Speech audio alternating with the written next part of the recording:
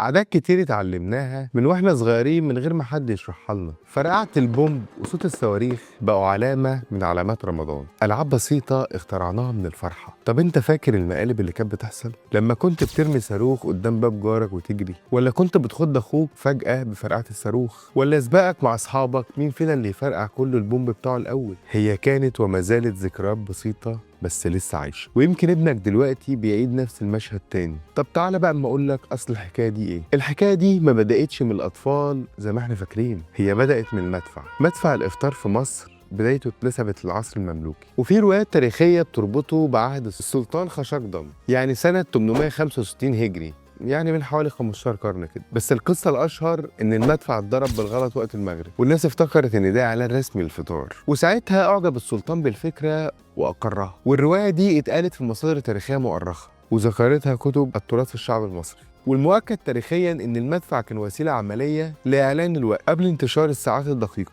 وزي ما في ثقافات تانية كان بيتم الاعلان عن الوقت بالاجراس. وساعتها ارتبط المدفع بشهر رمضان في القاهره، وبعدين راح لمدن عربيه تانية. وفي القرن ال19 وبدايه ال20 ومع دخول الالعاب الناريه والبارود الخفيف في المواسم والاحتفالات الشعبيه، بداوا الاطفال يقلدوا صوت المدفع، والفرقعه الصغيره بقت نسخه مصغره من الدوي الكبير. ومن هنا بقى تتولد العادة. ده مش أصل ديني، لكن كان امتداد لصوت بيجمع المدينة كلها في لحظة واحدة. يمكن احنا ما كناش بنلعب، احنا كنا بنخلق عادة تعيش لكل جيل. والسؤال هنا بقى، ازاي صوت رسمي من عصر المماليك يتحول لطقس شعبي في ايد طفل؟ ودي سهرة رمضانية جديدة في السهراية مع أحمد ماهر. ولو عجبك المحتوى ده ما تنساش تدعمنا بلايك وشير وسبسكرايب وتفعل زرار الجرس عشان يوصلك كل جديد.